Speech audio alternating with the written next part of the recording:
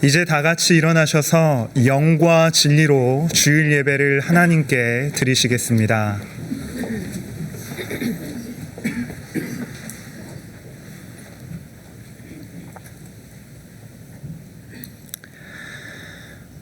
오직 여호와를 앙망하는 자는 새 힘을 얻으리니 독수리가 날개치며 올라간 같을 것이요 다른 박질하여도 곤비하지 아니하겠고 걸어가도 피곤하지 아니하리로다. 아멘. 할렐루야. 성소에서 주를 찬양하여라. 권능의 공자에서 주를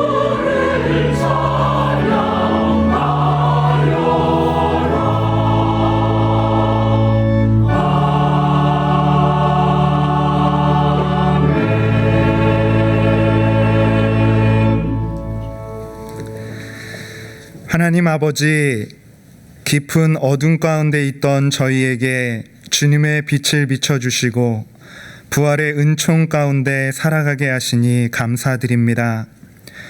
저희는 주님의 은총을 받은 자로 주님의 의를 나타내며 살아가야 하는 존재이지만 여전히 눈앞의 세속적 가치와 우리 안에 존재하는 이기적인 욕망을 채우기 위한 일에 힘쓰며 살아가고 있습니다. 그 결과 우리의 몸과 마음은 지칠 대로 지쳤으며 우리의 영혼은 곤비하게 되었습니다. 연약한 저희를 긍휼히 여기사 용서하여 주시고 회복의 은총을 허락하여 주옵소서. 이제는 썩어 없어질 허무한 일에 인생을 낭비하지 않게 하시고 여호와를 앙망함으로 주님이 주시는 새 힘을 공급받아 주님의 의를 드러내는 은총의 삶을 살아가게 하여 주옵소서.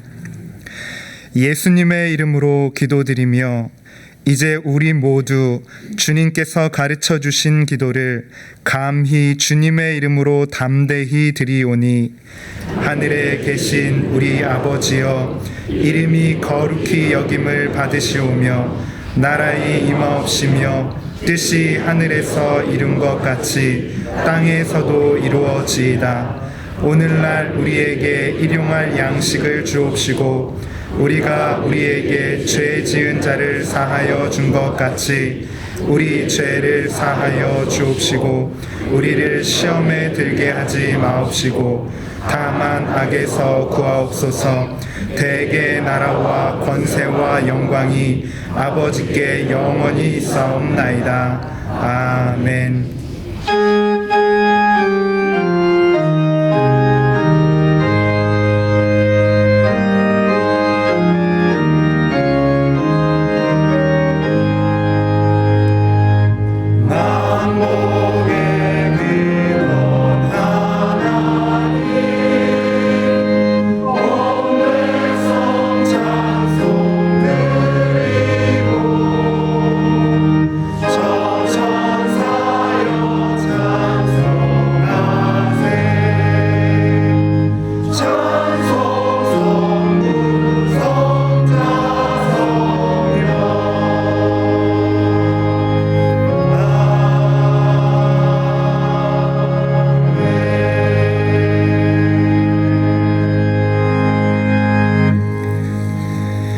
교독문 6번을 함께 교독하시겠습니다. 교독문 6번입니다.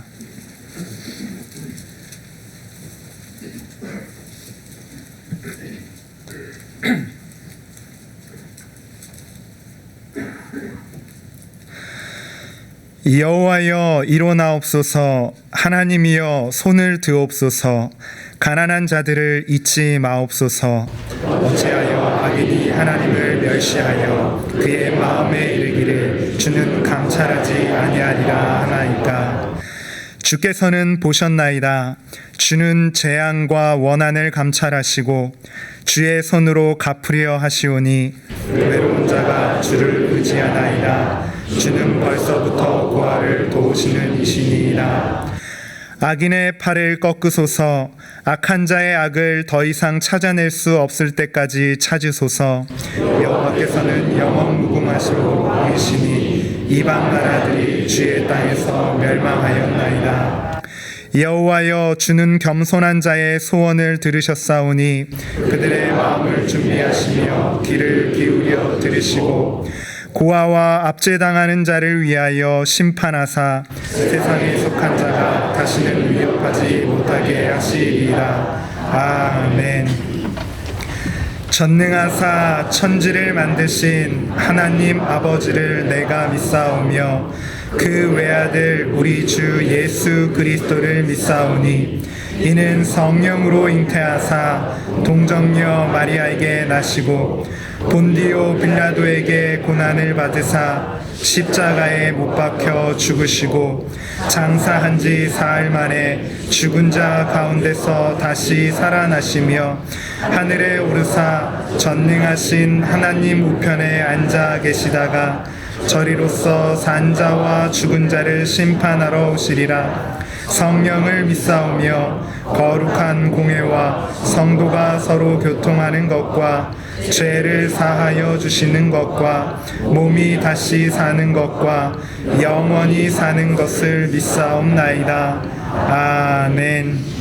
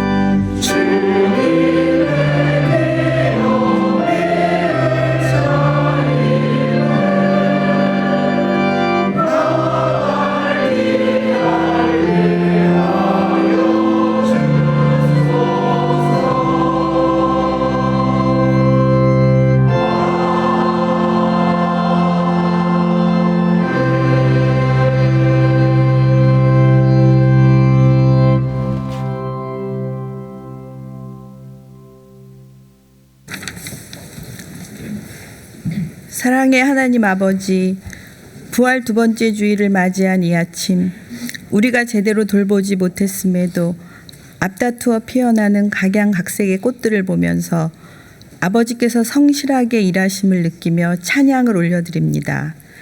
그리고 저희에게 무엇보다 마음과 건강과 여러 여건을 허락해 주셔서 이 예배의 자리에 나올 수 있게 하심에 감사드립니다. 아버지, 저희가 주중의 일상을 힘겹게 살아내다가 주일에 이 자리에 와서 예배를 드리는 것은 보이진 않지만 영으로 함께 하시는 하나님 아버지의 임재를 충만히 느끼며 평안을 누리고 안식하여 세상을 이겨낼 힘을 얻기 위함임을 고백합니다. 저희는 애써 내색하지 않지만 모두 다 주님의 은혜가 간절히 필요한 사람들입니다. 앞뒤가 꽉 막힌 재정의 문제, 깨어진 부부관계, 회복이 불가능해 보이는 형제, 자녀와의 갈등, 일할 곳이 없어 막막한 청년과 가장들, 참기 힘든 통증을 견뎌내며 병중에 있는 이웃들, 갑자기 이 세상을 떠난 가족에 대한 간절한 그리움 등 저희의 마음이 부서지고 아픈 일들이 참으로 많습니다. 때로 이런 상황들이 긴 터널처럼 계속되어 하나님의 품을 떠나고 싶을 때도 있지만 아무리 돌아봐도 갈 곳이 없습니다. 이런 저희가 상하고 부서진 심정으로 간절히 주님의 도우심을 간구하오니 주여 우리를 불쌍히 여겨주시고 도와주시옵소서. 이 시간 성령께서 저희 각 사람의 상한 심령에 찾아오셔서 위로와 소망과 사랑의 능력을 부어주시어 저희의 영혼이 소생케 되기를 간구합니다. 아버지 하나님, 주님께서 우리의 모든 연약함을 감당하시며 십자가를 지시는 절체절명의 순간에도 주님을 따르던 제자들마저 믿지 못했지만 주님은 말씀대로 죽음을 이기고 살아나 부활하셨습니다. 부활하신 주님께서는 우리에게 평안을 빌며 사랑한다 하시고 세상 살아가는 길을 친히 보여주셨는데 우리는 여전히 머뭇거리고 목이 곧은 채로 살아갑니다. 주님을 따르기보다 세상에서 손짓하는 육신의 정욕, 안목의 정욕, 이생의 자랑을 쫓아 살아갑니다. 그러나 주님께서는 부활을 통해 분명히 죽음이 끝이 아니며 새로운 시작임을 우리에게 보여주셨습니다.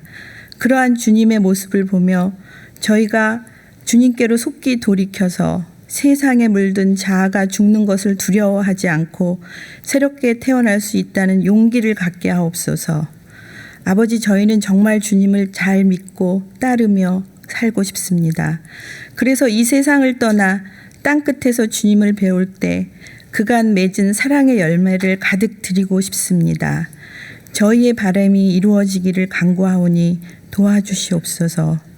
아버지 하나님, 저희가 무슨 말을 해야 할지 모를 때 가사에 저희 마음을 담아 실어 올려드리는 아도나이 성가대의 찬양을 기쁘게 받아주시고 두렵고 떨리는 마음으로 하나님께서 주시는 말씀을 전하시는 정한조 목사님께 성령께서 더욱 갑절의 영감을 더해 주시옵소서. 예배를 위해 애쓰는 그리고 수고하는 차량, 안내, 친교, 관리, 주방, 교회, 학교 등 각 부서에서 봉사하시는 분들의 헌신을 기억해 주시고 저희들 또한 밝은 미소로 화답하며 감사하게 하옵소서. 불안과 두려움, 외로움과 버림받음, 배신과 거절감으로 가득한 우리 인생의 모든 아픔을 대신 겪으시고 마침내 죽음의 권세까지 이겨내시고 부활하셔서 새 소망을 주시는 우리 주 예수 그리스도의 이름으로 기도드립니다.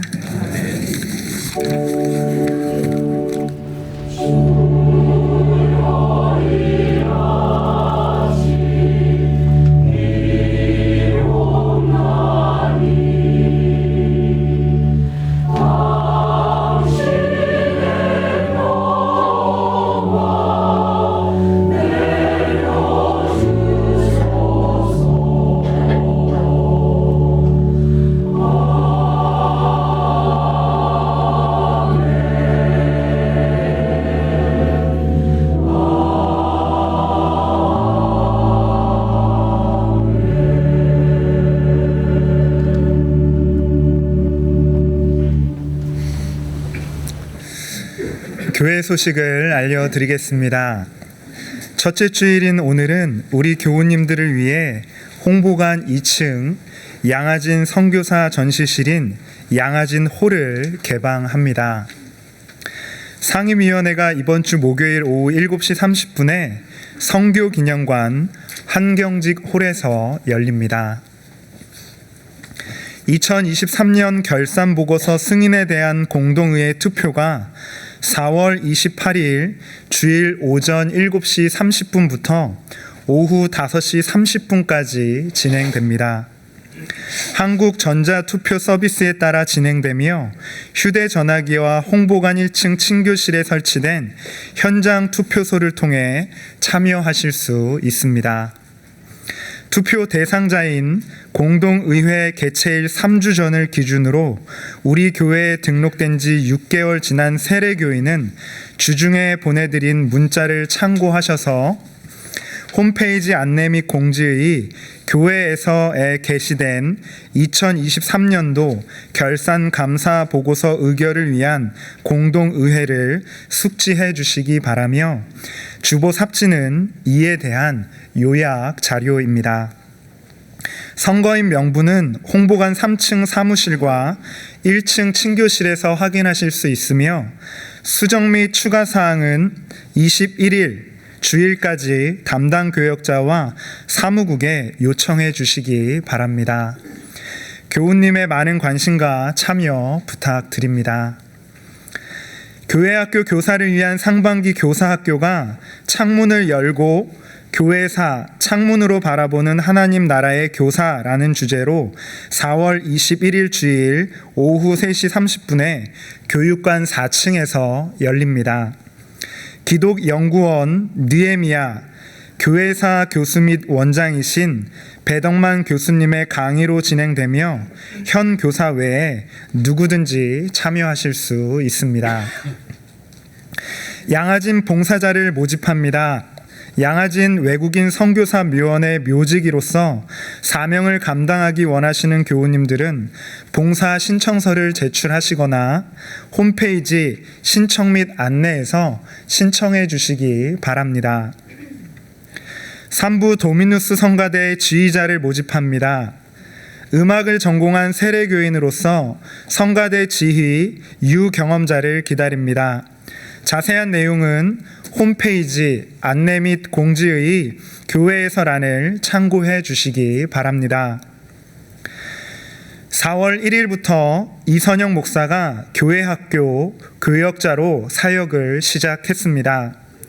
이선영 목사는 1974년생으로 강서대학교 신학과와 나사렛대학교 신학대학원을 졸업했고 우리 교회에서는 통합부를 섬깁니다. 인사드릴 때 환영의 박수 부탁드립니다.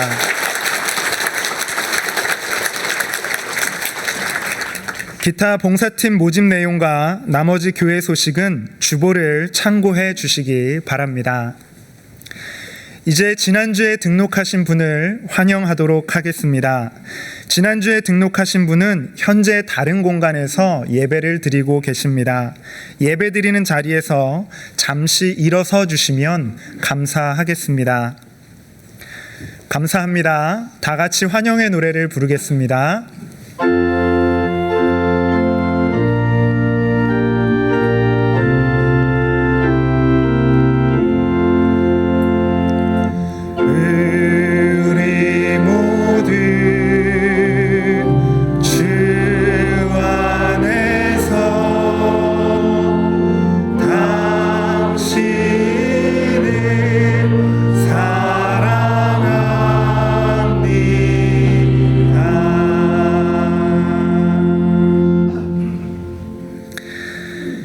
하나님 아버지, 새가족을 100주년 기념교회로 인도하여 주시니 감사드립니다.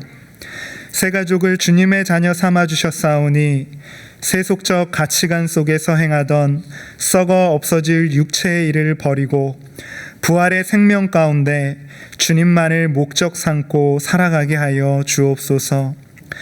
또한 우리 나라에 허락하신 주님의 사랑을 볼 수 있는 이곳 양화진에서 세심한 주님의 사랑을 경험하게 하시고 섭리 가운데 만나게 하신 신앙 공동체 안에서 성도의 교제를 나누며 주님의 말씀 안에 신앙의 뿌리를 깊이 내리게 하여 주옵소서. 더불어 우리 모두는 주님의 창조 질서를 따름으로 사람의 눈에 보기 좋은 삶이 아닌 하나님이 보시기에 좋았더라 칭찬받는 삶을 살아가게 하여 주옵소서. 저희를 주님의 자녀 삼아 주신 것에 감사드리며 예수님의 이름으로 기도드립니다. 아멘. 박수로 환영하겠습니다.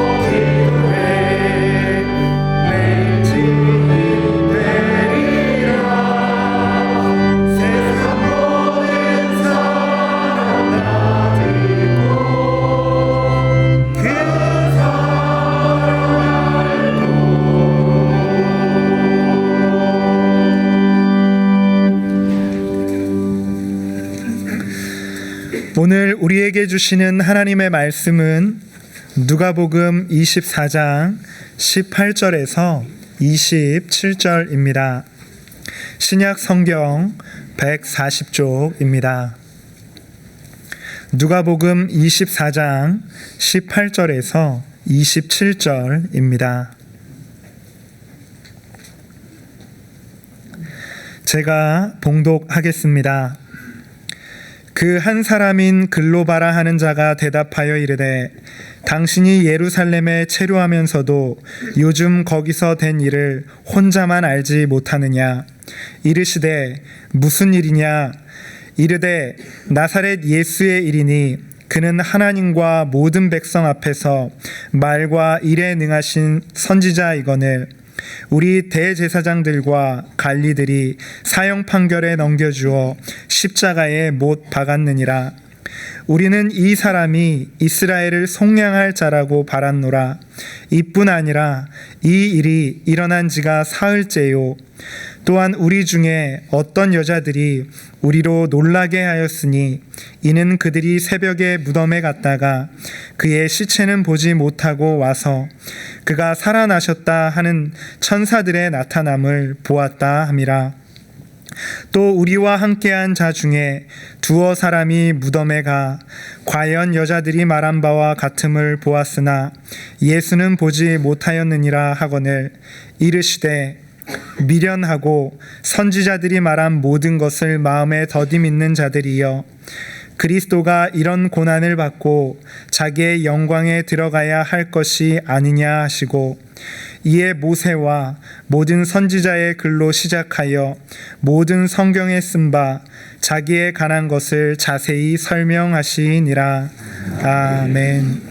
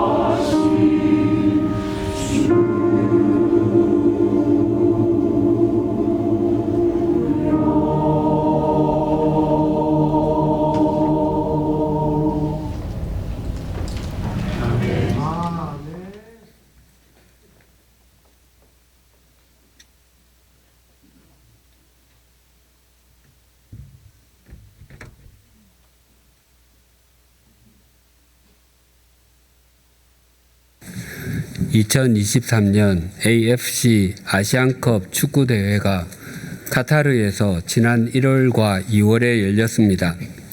대한민국은 일본과 더불어 최강의 실력을 갖춘 팀으로 평가되었지만 대한민국은 4강에, 일본은 8강에 오르는 것으로 마침표를 찍었습니다.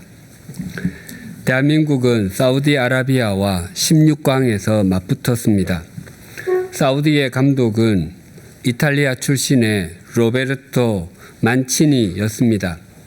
그는 이탈리아 축구 1부 리그에서 우승컵을 3번이나 들어 올렸을 뿐만 아니라 영국 축구 1부 리그에서도 우승컵을 들어 올린 감독이었습니다.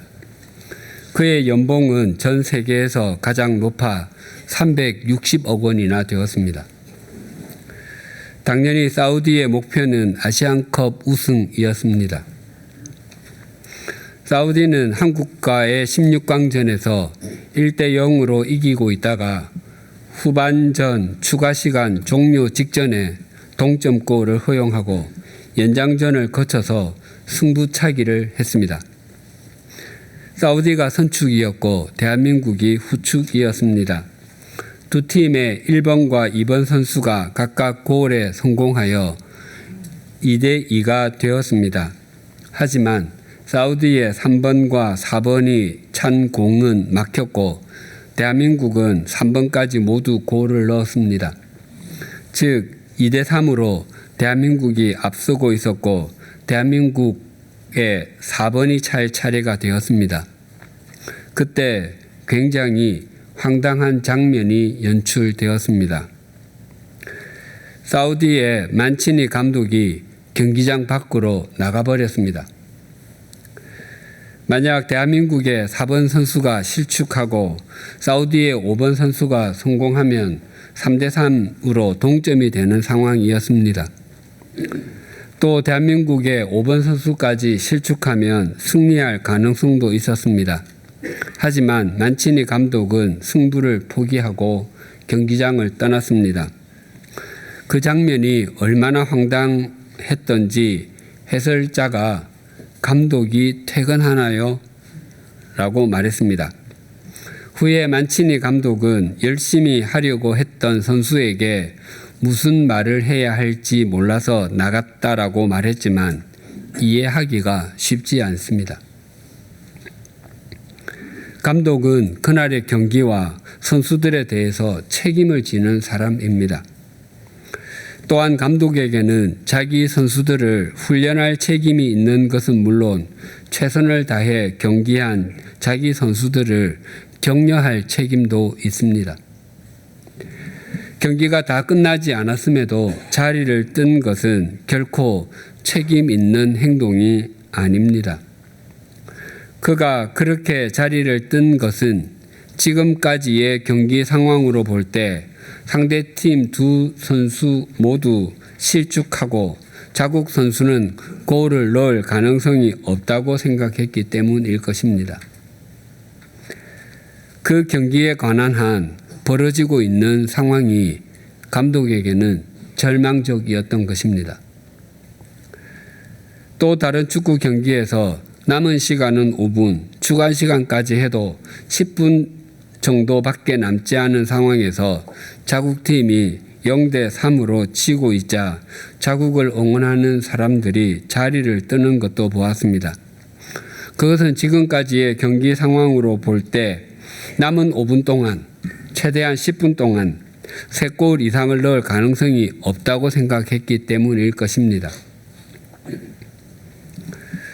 그 경기에 관한 한 지금까지 전개된 상황이 응원단에게는 절망적이었던 것입니다.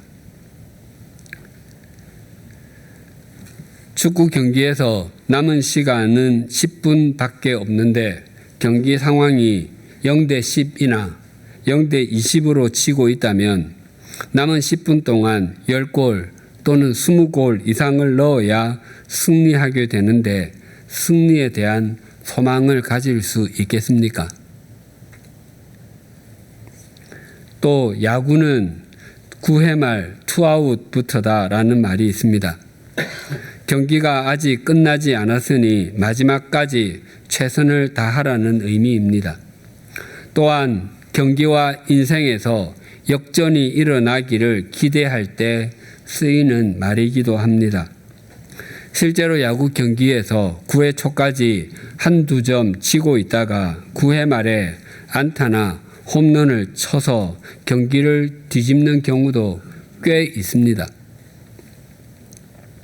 그런데 9회 말 자기 팀에게 마지막 공격 기회가 남았는데 그때까지의 점수가 0대 100이나 0대 200 정도로 지고 있다면 그때도 야구는 9회 말 투아웃부터다라고 되뇌며 타석에 들어설 수 있겠습니까? 아마 깊은 좌절과 절망, 감당하기 어려운 수치심으로 경기가 빨리 끝났으면 좋겠다고 생각하며 아예 눈을 감고 야구 배트를 허공에 휘둘러 1초라도 빨리 삼진 아웃을 당하고 싶은 심정일 것입니다.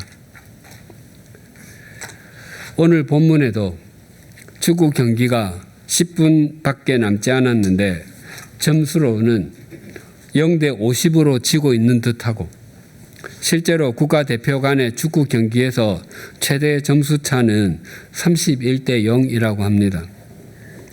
야구 경기가 마지막 9회 말을 남았는데 점수는 0대 100으로 지고 있는 듯한 우리나라 프로야구에서 최대 점수 차는 23대 0이라고 합니다. 그런 상황에 있는 듯한 두 사람을 만나게 됩니다. 그래서 그 두 사람은 슬픈 빛을 띠고 있었습니다. 그런데 부활하신 예수님께서 그 두 사람과 동행하고 계셨는데 그들에게 너희가 그러면서 서로 주고받는 말들은 도대체 무슨 이야기냐라고 물으셨습니다. 그들의 답변이 이러했습니다. 오늘 본문 18절이 이렇게 증가합니다. 그 한 사람인 글로바라 하는 자가 대답하여 이르되 당신이 예루살렘에 체류하면서도 요즘 거기서 된 일을 혼자만 알지 못하느냐. 그 두 사람은 글로바와 또 한 사람이었습니다. 또 한 사람이 누구인지에 대해서는 여러 의견이 있습니다만 당시 6월절 절기를 지키기 위해서 가족 단위로 예루살렘 성전을 찾는 경우가 일반적이었기에 또 한 사람은 글로바의 아내이거나 아들로 추정합니다. 그런데 그 중에서는 아내일 가능성이 큽니다. 왜냐하면 만약 아버지와 아들이었다면 성경에 무수한 예가 있는 것처럼 또 한 사람의 이름을 분명히 밝혔을 것이기 때문입니다. 무슨 얘기를 나누고 있는지를 질문한 예수님에게 글로바는 당신 혼자만 모른단 말입니까? 라며 수사 의문문으로 답했습니다. 그리고 요즘 즉 이 며칠 동안에 라고 말하는 것으로 보아 이 두 사람은 한 주간의 6월절 또는 무교절 절기에 참여한 것으로 보여줍니다. 또한 예수님의 십자가 사건은 예루살렘에 사는 사람들에게는 물론 6월절을 맞아 예루살렘을 방문한 사람 모두에게 큰 관심의 대상이었고 큰 반향을 일으켰음을 알 수 있습니다. 19절과 20절이 이렇게 증가합니다. 이르시되 무슨 일이냐? 이르되 나사렛 예수의 일이니 그는 하나님과 모든 백성 앞에서 말과 일에 능하신 선지자이거늘 우리 대제사장들과 관리들이 사형 판결에 넘겨주어 십자가에 못 박았느니라. 무슨 일이 있었는지를 묻는 예수님의 질문에 글로바는 나사렛 예수의 일을 말머리로 삼아 이야기를 이어갔습니다. 글로바는 지금 자신에게 질문하는 낯선 사람이 예루살렘에서 있었던 일에 관해서는 아무것도 알지 못하고 있다고 여겼고 당시 흔한 이름 예수 중에서 지금 자신이 이야기하고 있는 분은 나사렛 예수라고 하며 다른 사람과 혼동하지 말라고 강조합니다. 그리고 나사렛 예수님은 말과 일에 능하신 선지자였다고 말합니다. 마태복음 5장에서 7장을 산상수훈이라고 부르는데 하나님 나라의 백성은 어떤 가치관을 가져야 하는지 또 어떤 삶을 살아야 하는지를 또렷하게 말씀하십니다. 그 말씀이 끝났을 때 사람들의 반응이 이러하였습니다. 마태복음 7장 28절과 29절입니다. 예수께서 이 말씀을 마치심에 무리들이 그의 가르침에 놀라니 이는 그 가르치시는 것이 권위 있는 자와 같고 그들의 서기관들과 같지 아니함일러라. 예수님의 산상수훈을 들은 사람들은 무척 놀랐습니다. 그 가르침의 방법과 내용이 다른 사람들에게서는 들어본 적이 없는 것이었고 당시 최고의 율법 교사로 알려진 서기관들의 가르침과도 완전히 달랐습니다. 특히 놀라다라는 이 단어는 치다, 때리다에서 왔습니다. 우리말로 표현하면 머리를 망치로 맞은 듯 하다라고 할 수 있습니다. 그만큼 예수님의 말씀은 능력이 있었습니다. 또한 예수님의 능력은 복음서 곳곳에 나타나 있습니다. 마태복음 8장과 9장에만 봐도 예수님께서는 한 한센 병자와 중풍으로 고통스러워하던 백부장의 하인, 열병으로 앓아 누운 베드로의 장모와 많은 사람을 고쳐주셨습니다. 그리고 풍랑이 휘몰아치는 갈릴리 호수를 잔잔하게 하셨고 귀신이 들려 무덤 사이에서 살던 두 사람을 고쳐주셨으며 중풍에 걸린 사람을 고쳐주시고는 내 죄가 사함받았다라고 선언하셨습니다. 즉 예수님에게는 질병을 치유하는 능력이 있으셨고 자연을 다스리는 능력도 있었으며 영적인 세계를 다스리는 능력이 있었을 뿐만 아니라 죄 사함의 권세까지 있었던 것입니다. 뿐만 아니라 죽음을 다스리는 권세까지 있으셔서 회당장 야이로의 딸을 살리셨고 죽어 장사 지낸 지 이미 나흘이나 지난 나사로까지도 살리셨습니다. 그래서 다른 제자들과 마찬가지로 글로바 역시 예수님을 그토록 말씀과 행하심에 능력이 있는 선지자로 여겼기에 예수님에게 사형 선고가 내려지고 그것이 집행되는 과정에 있었을지라도 예수님께서는 반드시 당신의 권세 있는 말씀과 능력을 보이실 것을 믿었습니다. 축구 경기나 야구 경기로 하면 남은 시간과 이닝이 점점 줄어들고 점수는 0대 10, 0대 30, 0대 50으로 점점 그 차이는 벌어지고 있지만 글로바는 반드시 역전으로 이기는 상황이 오리라고 굳게 믿었습니다. 그러나 상황은 글로바의 생각과는 전혀 다르게 전개되었습니다. 21절이 이렇게 증가합니다. 우리는 이 사람이 이스라엘을 속량할 자라고 바랐노라. 이뿐 아니라 이 일이 일어난 지가 사흘째요. 상반절을 풀어서 표현하면 이러합니다. 우리는 그분이야말로 이스라엘을 구원하실 분이라는 것을 알고서 그분에게 소망을 걸고 있었던 것입니다. 두 사람은 예수님께서 사형 선고를 당하고 십자가에 못이 박히게 되는 상황, 그 누가 봐도 질 수밖에 없는 상황이지만 예수님께서 1초마다 한 골씩 넣고 말루 홈런을 100번쯤 쳐서 점수를 완전히 뒤집을 것으로 굳게 믿고 있었다는 것입니다. 그러나 그런 기적 같은 일은 일어나지 않았습니다.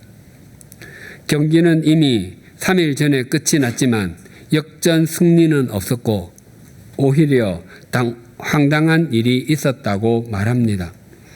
22절에서 24절에 이렇게 증가합니다. 또한 우리 중에 어떤 여자들이 우리로 놀라게 하였으니 이는 그들이 새벽에 무덤에 갔다가 그의 시체는 보지 못하고 와서 그가 살아났다 하는 천사들의 나타남을 보았다 함이라.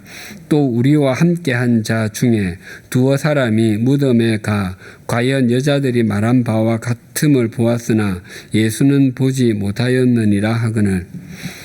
예수님께서 다시 살아나신 날에 예수님의 무덤으로 향했던 막달라 마리아와 여인들을 우리 중에라고 표현하고, 여인들의 말을 듣고 무덤으로 향했던 베드로와 요한을 우리와 함께한 자 중에라고 표현하는 것으로 보아 글로바와 또 한 사람은 예수님을 그들도 역시 예수님을 따라다녔고 예수님의 제자들과 친밀하게 지냈음이 분명합니다.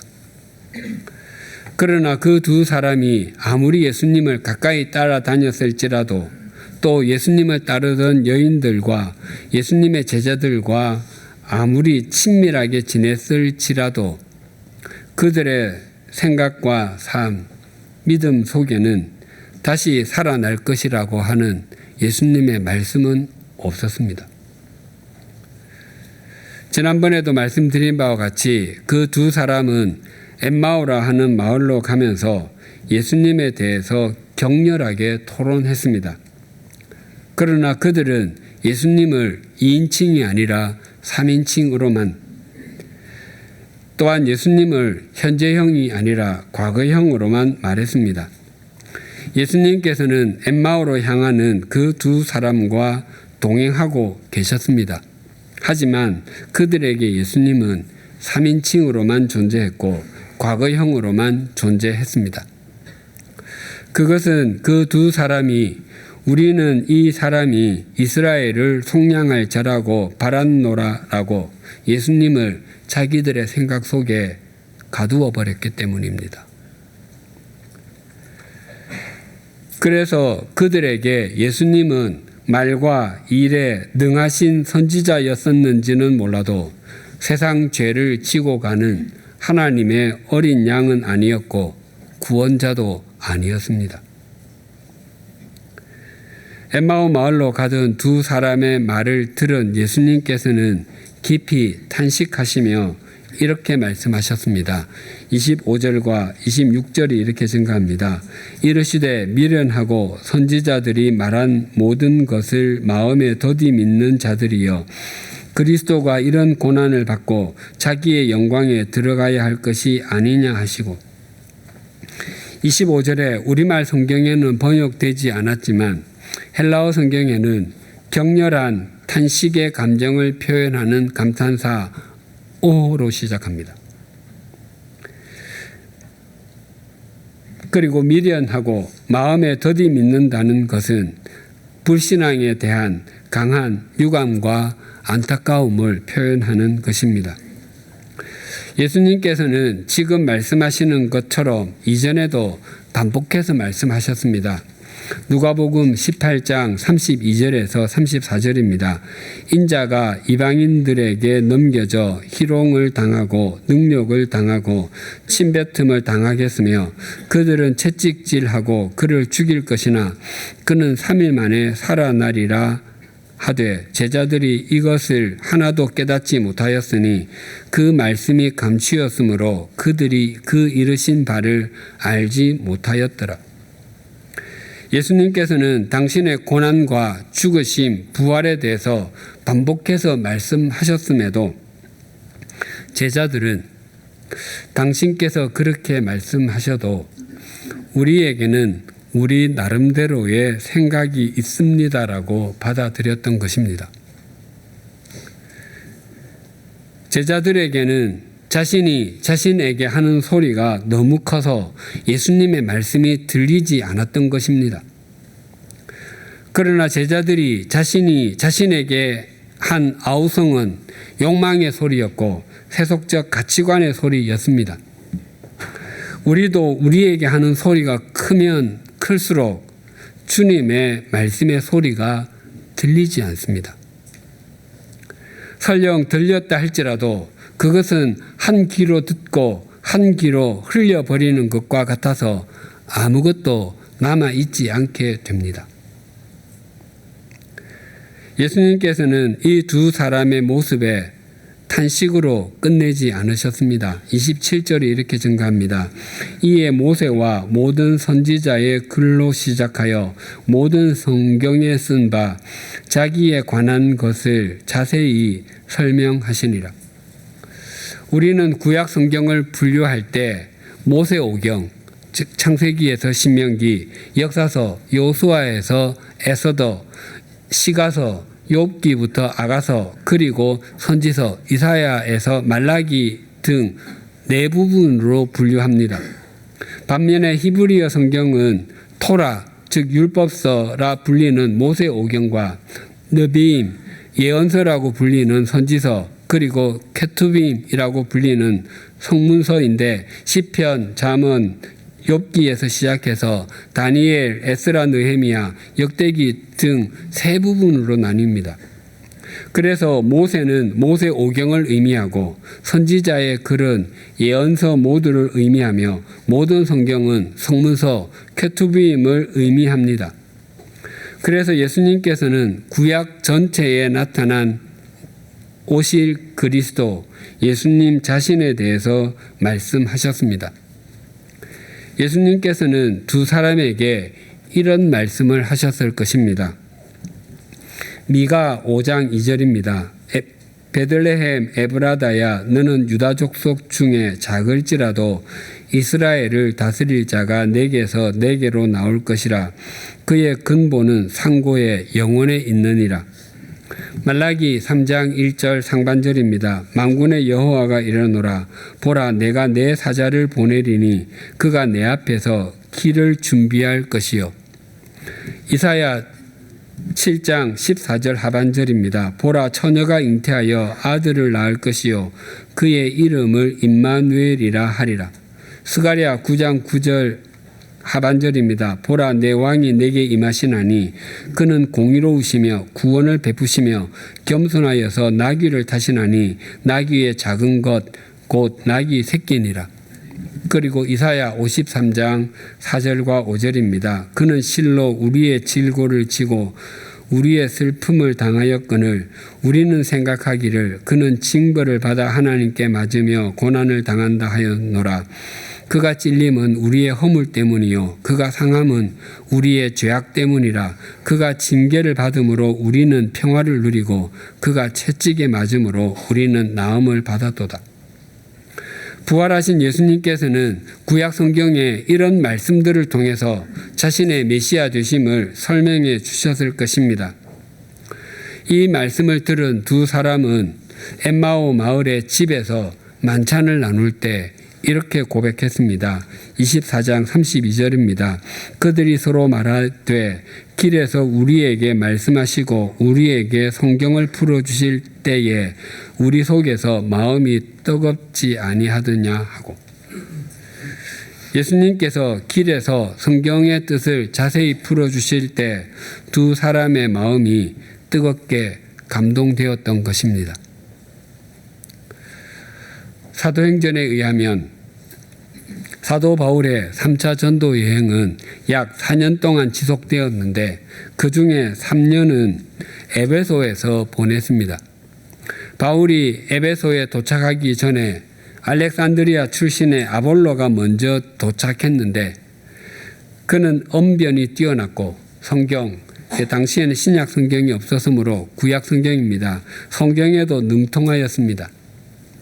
알렉산드리아는 이름에서도 느껴지는 것처럼 알렉산드로스 대왕이 주전 331년에 세운 도시였습니다. 위치는 이집트 북쪽 지중해 연안에 있었고 동방 문화와 서방 헬라 문화를 연결해 주는 요충지였습니다. 당시 로마 제국 내에서 로마 다음 가는 두 번째 도시였습니다. 특히 알렉산드리아는 파피루스의 최대 생산지였는데 파피루스로 만들어진 장서를 50만 권이나 소장한 당시 세계 최대의 도서관이 있었습니다. 이 도시가 기독교에 가장 크게 공헌한 것은 주전 3세기경에 히브리어로 된 구약 성경을 헬라어로 옮긴 셉두아진트라고 불리는 70인역 성경이 만들어진 것입니다. 이것은 이스라엘의 12지파에서 각각 6명씩 모두 72명이 72일 만에 번역하였다고 해서 붙여진 이름입니다. 신약에서 구약을 인용할 때는 주로 이 성경을 참조하였습니다. 그렇기에 알렉산드리아 사람들은 자신들의 높은 학문에 대해서 긍지를 가지고 있었습니다. 아볼로도 그러하였습니다. 사도행전 18장 25절입니다. 그가 일찍이 주의 도를 배워 열심으로 예수에 관한 것을 자세히 말하며 가르치나 요한의 세례만 알 따름이라. 아볼로는 구약 성경에 능통한 것만이 아니라 일찍부터 예수님에 대해서도 배워 알고 있었습니다. 게다가 아볼로에게는 예수님에 대해 자신이 배운 것을 다른 사람에게 가르쳐주는 열심과 열정도 있었습니다. 하지만 아쉽게도 아볼로는 세례자 요한의 세례까지만 알고 있었습니다. 세례자 요한은 요단강에서 사람들에게 회개를 외치며 세례를 베풀었습니다. 그가 받았던 소명은 예수님의 길을 준비하는 것이었고 그는 헤롯 안티파스에게 목베임으로 순교의 제물이 되었습니다. 그가 예수님께서 오시는 길을 잘 준비하였지만 그 길의 완성, 십자가의 고난과 부활을 통해 이루어진 복음의 완성은 보지 못하고 죽었습니다.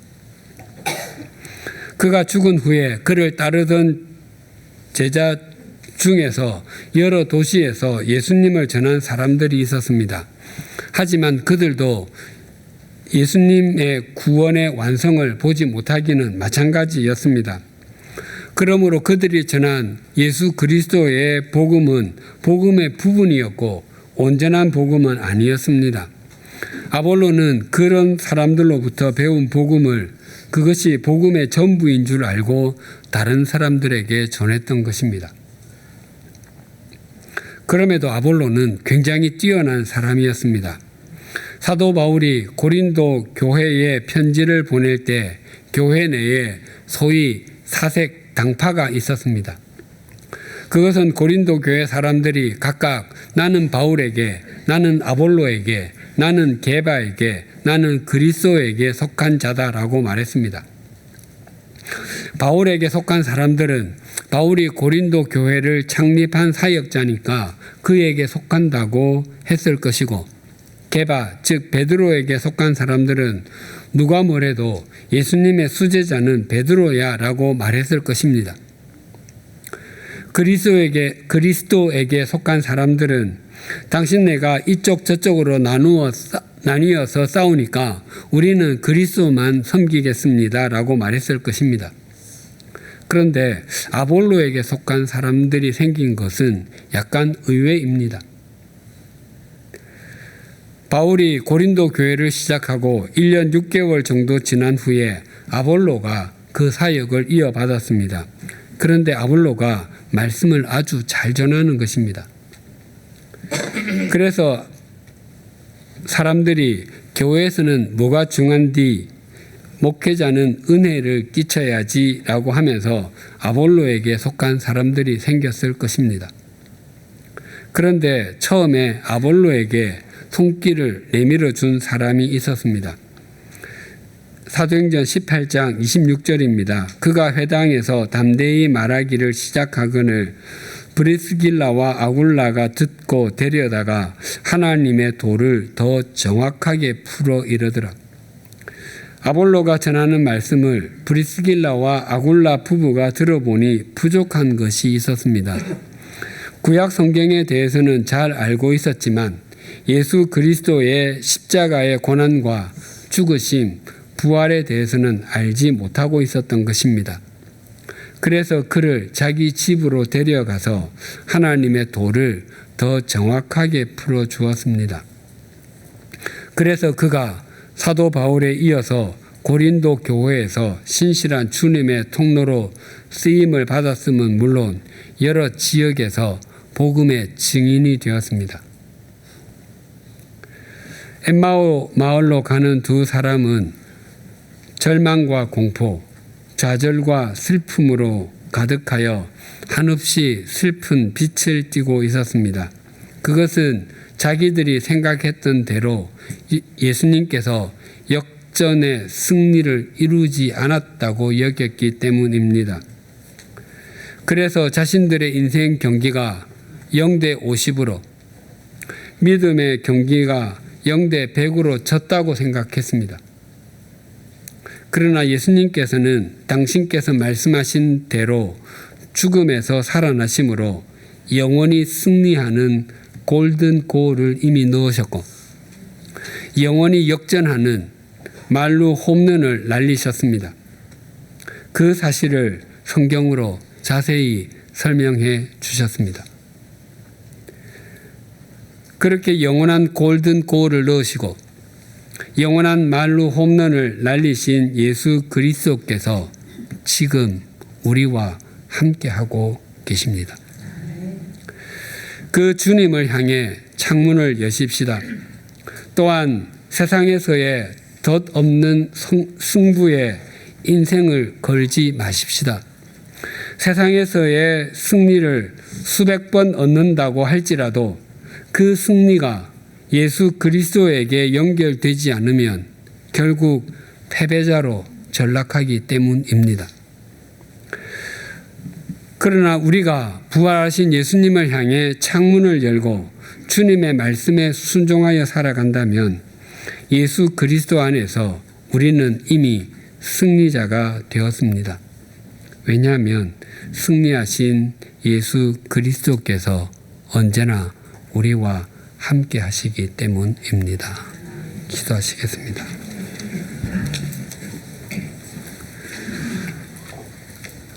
하나님 아버지, 엠마오 마을로 가던 두 사람이 절망과 공포, 좌절과 슬픔으로 슬픈 빛을 띨 수밖에 없었던 것은 예수님께서 자신들이 생각했던 방법으로 승리하지 않았기 때문이었습니다.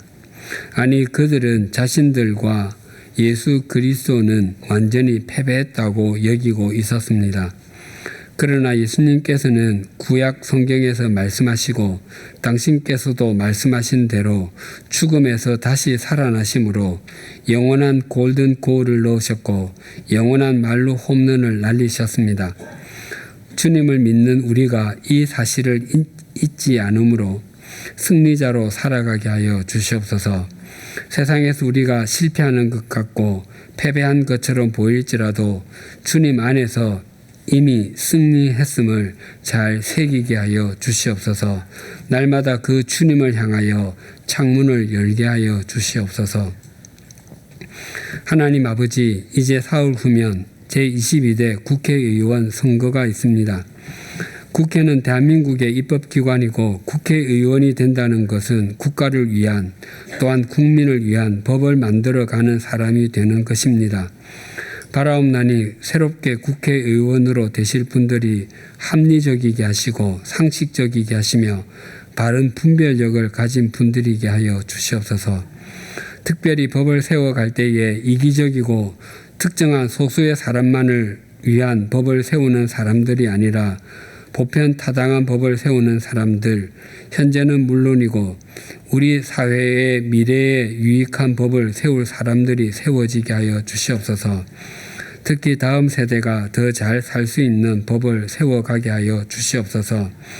그래서 대한민국의 미래가 지금보다 더 나은 세상이 되게 하여 주시옵소서. 그러나 우리 주님께서 우리 각자를 향해 너희는 세상의 소금이다, 너희는 세상의 빛이다 라고 말씀하신 것을 잊지 않게 하시고 우리 사회를 살맛 나는 곳으로 만들며 더 밝은 곳으로 가꾸어 가야 할 역할과 책임이 그리스도인인 우리에게 있음을 한순간도 잊지 않게 하여 주시옵소서. 예수님의 이름으로 기도드립니다. 아멘.